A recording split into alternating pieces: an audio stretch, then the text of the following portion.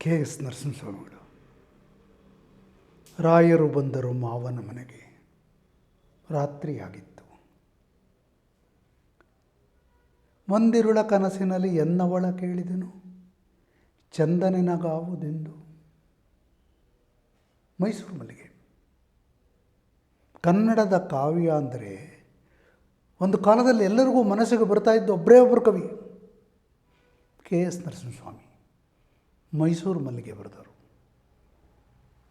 ಮೈಸೂರು ಮಲ್ಲಿಗೆ ಅವರು ಬರೆದಿದ್ದು ನನಗೆ ನೆನಪಿರೋ ಥರ 1929 ಇದರಲ್ಲಿ ಇಸ್ವಿನಲ್ಲಿ, 1935ನೇ ಇಸ್ವಿಯೊಳಗೆ 30 ಮರುಮುದ್ರಣಗಳನ್ನು ಕಂಡಿತ್ತು ಒಂದು ಕಾವ್ಯ.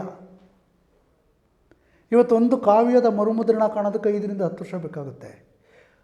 ಅವ್ರಿಗೆ 5 ವರ್ಷದಲ್ಲಿ 30 ಮರುಮುದ್ರಣ ಕಂಡಿತ್ತು. ಪ್ರತಿಯೊಬ್ಬರೂ ಅವರ ಹಾಡುಗಳನ್ನು ಹಾಡ್ತಾಯಿದ್ರು. ಅಷ್ಟು ಸುಲಲಿತವಾಗಿ ಮಧ್ಯಮ, ಕೆಳಮಧ್ಯಮ, ಬಡ ಎಲ್ಲ ವರ್ಗಗಳಿಗೆ ಪ್ರಿಯವಾಗಿತ್ತದು. ಒಂದು ರೀತಿಯಲ್ಲಿ ಭಾವನೆಗಳನ್ನು ಬೇಸ್ ಮಾಡಿಕೊಂಡಿದ್ದ ಕವನ. ನಾವು ಚಿಕ್ಕನ್ನಲ್ಲಿ ತಳಗವಾರ ಅನ್ನೋ ಹಳ್ಳಿಲಿದ್ವಿ. ಹಳ್ಳಿ ದೀಪಗಳಿರಲಿಲ್ಲ, ಎಲೆಕ್ಟ್ರಿಕ್ ಕರೆಂಟ್ ಇರಲಿಲ್ಲ. ಆದರೆ ಎಲ್ಲರ ಮನೆಯಲ್ಲೂ ಒಂದು ಮೈಸೂರು ಮಲ್ಲಿಗೆಯ 1929ನೇ ಇಸ್ವಿಯ ಪ್ರತಿ ಒಂದಿರ್ತಾಯಿತ್ತು. ಆ ನೀಲಿದು ಒಂದು ಬಿಳಿ ಹೂವಿನ ಒಂದು ಮುಖಪುಟ ಇದ್ದಿದ್ದು. ನಮ್ಮ ತಂದೆಯವರು ಹಾಡ್ತಾಯಿದ್ರು, ನರಸಿಂಹಸ್ವಾಮಿಗಳ ಇದನ್ನು ಹಾಡನ್ನು ಹಾಡ್ತಾಯಿದ್ರು. ಅದೇ ಊರಲ್ಲಿ ನಾರಾಯಣಗೌಡರು ಅಂತ ಇದ್ದರು, ಅವರು ಹಾಡ್ತಾಯಿದ್ರು. ವರ್ಗಗಳ ವರ್ಣಗಳ ಅಂತರವಿಲ್ಲದೆ ಎಲ್ಲದನ್ನು ಸುಖವಾಗಿ ಸಂತೋಷವಾಗಿ ಮತ್ತು ಒಂದು ಭಾವಕ್ಕೆ ತಗಲಿಸುವ ಹಾಗೆ ಹಾಡು ಬರಿತಾ ಇದ್ದಿದ್ದು ನರಸಿಂಹಸ್ವಾಮಿಗಳು. ಅವರ ಹಾಡನ್ನೇ ಅವರು ಎಷ್ಟು ಪ್ರಖ್ಯಾತವಾಗಿಬಿಟ್ಟಿತ್ತು ಅವ್ರ ಹಾಡುಗಳು ಅಂದರೆ ಅವ್ರಿಗಿಂತ ತುಂಬ ಪ್ರಖ್ಯಾತವಾಗಿತ್ತು. ಬಸ್ ಸ್ಟ್ಯಾಂಡ್ನಲ್ಲಿ ಅವ್ರ ಹೆಂಡತಿ ಜೊತೆ ಎಲ್ಲೋ ಚಿತ್ರದುರ್ಗದಲ್ಲೋ ಹೊಳಲ್ಕೆರೆನಲ್ಲೋ ಹೋಗಿ ಕೂತಿದ್ದಾಗ ಅವ್ರ ಹಾಡನ್ನೇ ರಾಯರು ಬಂದರು ಮಾವನ ಮನೆಗೆ ಹಾಡ್ತಾ ಅದ್ಯಾರೋ ಬಂದು ಅವ್ರ ಹತ್ರ 4 ಹಾಡು ಕೇಳಿದ್ರಂತೆ. ಇವ್ರು ಕೊಟ್ಟರಂತೆ, ಯಾರಪ್ಪ ಬರೆದಿದ್ದು ಅಂತ. ಯಾರೋ ಗೊತ್ತಿಲ್ಲ ಸ್ವಾಮಿ ಅಂತ ಅಂದ್ರಂತೆ ಅವರು. ಇವ್ರಿಗೇನೆ ಅಂದರೆ ಬದುಕಿದ್ದಾಗಲೇ ಜನಪದದ ಕವಿಯಾಗಿದ್ದವರು ಅವರು. ನನಗೆ ಚೆನ್ನಾಗಿ ಗೊತ್ತಿರೋ ಭಾಗ್ಯ ನನ್ನದಾಗಿತ್ತು. ಅವ್ರಿಗೋಸ್ಕರ ಒಂದು ಸಾಕ್ಷ್ಯ ಚಿತ್ರ ತೆಗೀರಿ ಅಂತ ನನಗೆ ಹೇಳಿದರು ಕರ್ನಾಟಕ ಸರ್ಕಾರದವರು. IM ವಿಠಲಮೂರ್ತಿಯವರು ಆಗ ವಾರ್ತಾ ಇಲಾಖೆಯ ನಿರ್ದೇಶಕರಾಗಿದ್ದರು. ಅವರು ನರಸಿಂಹಸ್ವಾಮಿಗಳ ಬಗ್ಗೆ ಒಂದು ಸಾಕ್ಷ್ಯ ಚಿತ್ರ ಮಾಡಬೇಕಾಗುತ್ತೆ ಅಂತ. ಆಗ ಎಲ್ಲ ನರಸಿಂಹಸ್ವಾಮಿಗಳ ಬಗ್ಗೆ ಓದ್ಕೊಂಡೆ. ನರಸಿಂಹಸ್ವಾಮಿಗಳು ಅವ್ರ ದಂಪತಿ ವೆಂಕಮ್ಮನವರು ಅವ್ರನ್ನ ಕರ್ಕೊಂಡು ಒಂದು 4 ದಿವಸ ನನ್ನ ಜೊತೆಲೇ ಕಾರಲ್ಲೇ ಇದ್ದರು. ಅವ್ರವ್ರ ಕಿಕ್ಕೇರಿ, ಮಂಡ್ಯ ಜಿಲ್ಲೆ, ನಾಗಮಂಗಲ ತಾಲೂಕು.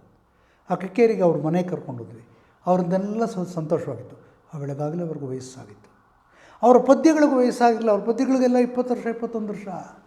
ಅವ್ರಿಗೂ ವಯಸ್ಸಾಗಿತ್ತು ಆ ವೇಳೆಗೆ. ಯಾರನ್ನು ನೋಡಿದ್ರು ಒಂದು ರೀತಿಯಲ್ಲಿ ನರಸಿಂಹಸ್ವಾಮಿಗಳು ಮತ್ತು ವೆಂಕಮ್ಮನವರು ಅಂದರೆ ಕವಿ ರೂಪ ನನಗೆ ಚೆನ್ನಾಗಿ ಗೊತ್ತು. ಆದರೆ ಹೆಚ್ಚಿಗೆ ಮಾತಾಡ್ತಾ ಇರಲಿಲ್ಲ ಅವರು. ನಮ್ಮ ಮಾಯಾಮೃಗಕ್ಕೆ ಅದಾದ ಮೇಲೆ ಶೀರ್ಷಿಕೆ ಗೀತೆ ಮಾಯಾಮೃಗ ಮಾಯಾಮೃಗ ಮಾಯಾಮೃಗವೆಲ್ಲಿ ಬರೆದಿದ್ದವರು. ಅದಾದಮೇಲೆ ಅವರು ತಾವು 80 ವರ್ಷಕ್ಕೆ ಹೋದಾಗ ಬೇರೆ ಬರೀತಾರೆ, 85 ವರ್ಷಕ್ಕೆ ಹೋದಾಗ ಬೇರೆ ಬರೀತಾರೆ, 70 ವರ್ಷಕ್ಕೆ ಹೋದಾಗ ಬೇರೆ ಬರೀತಾರೆ. ನಿಧಾನಕ್ಕೆ ತಾರುಣ್ಯ ಮುಗಿದು ಮಧ್ಯ ವಯಸ್ಸು ಮುಗಿದು ವೃದ್ಧಾಪ್ಯ ಬಂದಾಗ ಆ ಭಾವನೆಗಳು ಹೇಗಿರುತ್ತೋ ಇಡೀ ಬದುಕನ್ನು ಅವಲೋಕಿಸಿದಂತೆ ಬರೀತಾರೆ. ಅತ್ಯಂತ ಸುಂದರ ಸಾಲುಗಳನ್ನು ಬರೆದವರು ಕೆ ಎಸ್ ನರಸಿಂಹಸ್ವಾಮಿ. ಹೆಂಡತಿ ಯಾವುದಕ್ಕೂ ನಗುತ್ತಾಳೆ, ಹಾಗೆ ನಗೆ ಕೊಲ್ಲುವಂತೆ ಹಾಗೆ ಕೊಲ್ಲಲಾರದು ಅಂತ ಹೇಳ್ತಾರೆ. ಆ ನಗೆ ಯಾವುದೋ ವ್ಯಂಗ್ಯಕ್ಕೆ ನಕ್ಕು ಬಿಟ್ಟರೆ ಹೆಂಡತಿ ಇವ್ರಿಗೊಂದು ಇದಾಗುತ್ತೆ, ನಗೆ ಕೊಲ್ಲುವಂತೆ ಹಾಗೆ ಕೊಲ್ಲಲಾರದು ಅಂತ ನರಸಿಂಹಸ್ವಾಮಿಗಳಿಗೊಂದು ತಮಾಷೆ ಪದ್ಯವನ್ನು ಬರೆದಿದ್ದಾರೆ. ಅದನ್ನೊಂದು ಹೇಳೋಕ್ಕೆ ಇಷ್ಟಪಡ್ತೇನೆ. ಒಂದು ತಮಾಷೆಯಿಂದ ಹಿಡಿದು ಅತ್ಯಂತ ಗಂಭೀರದಿಂದ ಹಿಡಿದು ವೇದಾಂತ ಸದೃಶವಾದಂತ ಹಿಡಿದು ಒಂದು ತಾತ್ವಿಕ ಸಂದೇಶವನ್ನು ಕೊಡುವಂಥ ಪದ್ಯಗಳನ್ನು ಕೂಡ ಬರೆದಿದ್ದಾರೆ ಅವರು. ಅದರಲ್ಲಿ ಒಂದು ಹಿಂದಿನ ಸಾಲಿನ ಹುಡುಗರು ನಾವೆಲ್ಲ ಚಿಕ್ಕವರಾಗಿದ್ದಾಗ ಫೇಲ್ಗಳಾಗ್ತಾ ಇದ್ವಿ, ಅದರ ಬಗ್ಗೆ ಬರೀತಾರೆ. ಹಿಂದಿನ ಸಾಲಿನ ಹುಡುಗರು ಎಂದರೆ ನಮಗೇನೇನೂ ಭಯವಿಲ್ಲ. ಎಲ್ಲ ಫೇಲಾದ ಹುಡುಗರೆಲ್ಲ ಹಿಂದಿನ ಸಾಲಲ್ಲಿ ಕೂತ್ಕೊಳ್ತಾರೆ. ಹಿಂದಿನ ಸಾಲಿನ ಹುಡುಗರು ಎಂದರೆ ನಮಗೇನೇನೂ ಭಯವಿಲ್ಲ, ನಮ್ಮಿಂದಾಗದು ಶಾಲೆಗೆ ತೊಂದರೆ, ನಮಗೆಂದೆಂದೂ ಜಯವಿಲ್ಲ. ನಮಗೆ ಜಯನೇ ಇಲ್ಲ. ಹಿಂದಿನ ಸಾಲಿನ ಹುಡುಗರು ಎಂದರೆ ನಮಗೇನೇನೂ ಭಯವಿಲ್ಲ. ನಮ್ಮಿಂದಾಗದು ಶಾಲೆಗೆ ತೊಂದರೆ ನಮಗೆಂದೆಂದೂ ಜಯವಿಲ್ಲ. ನೀರಿನ ಜೋರಿಗೆ ತೇಲದು ಬಂಡೆ, ಅಂತೆಯೇ ನಾವೀ ತರಗತಿಗೆ.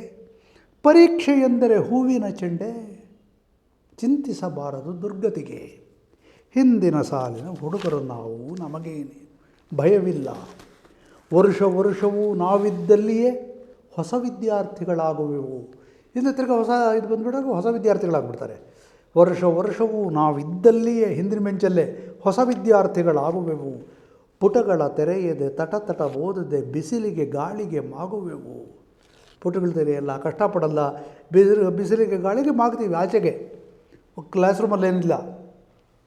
ಜೊತೆಯಲ್ಲಿ ಕೂರುವ ತಮ್ಮ ತಂಗಿಯರ ಓದು ಬರಹವನ್ನು ನೋಯಿಸವು.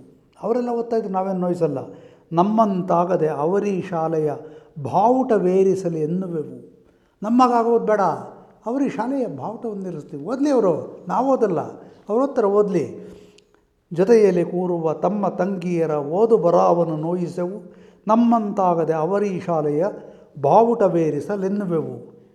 ಸಂಬಳ ಸಾಲದ ಉಪಾಧ್ಯಾಯರಿಗೆ ಬೆಂಬಲವಾಗಿಯೇ ನಿಲ್ಲುವೆವು. ಸಂಬಳ ಸಾಲದ ಉಪಾಧ್ಯಾಯರಿಗೆ ಬೆಂಬಲವಾಗಿಯೇ ನಿಲ್ಲುವೆವು.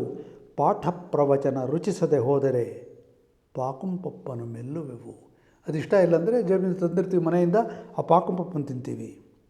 ತರಗತಿಗೇನೋ ನಾವೇ ಹಿಂದುಳಿದವರೇ ನಾವಿಲ್ಲಿ. ಆಟದ ಬಯಲಲ್ಲಿ ನೋಡಲಿ ಬಂದು ಆಂಜನೇಯರೇ ನಾವಲ್ಲಿ. ನಾವಲ್ಲಿ ಥೇಟ್ ಆಂಜನೇಯನೇ, ನಮ್ಮನ್ನೇನು ಅಂದ್ಕೊಂಡಿದ್ದೀರಾ? ಪಂಪ ಕುಮಾರ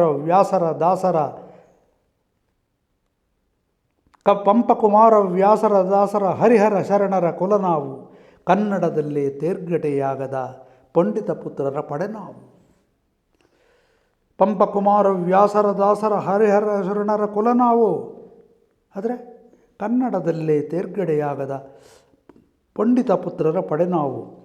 ಗೆದ್ದವರೆಲ್ಲ ನಮ್ಮವರೇ ಸರಿ, ಗೆಲ್ಲುವ ಆತರವೇ ನಮಗಿಲ್ಲ.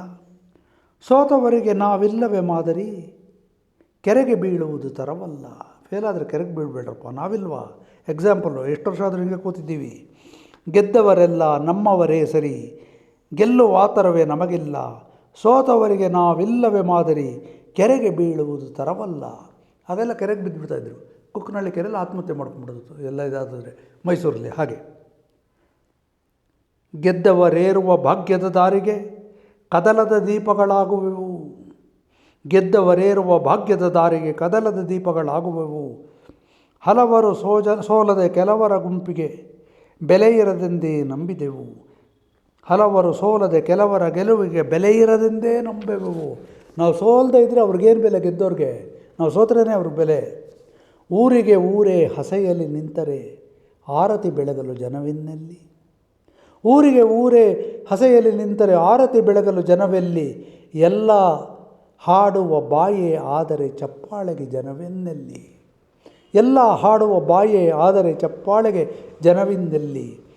ಲೋಕದ ಶಾಲೆಯ ಭಾಗ್ಯದ ಸೆರೆಯಲ್ಲಿ ಅನಂತ ಸುಖವನ್ನು ಕಂಡಿಹೆವು.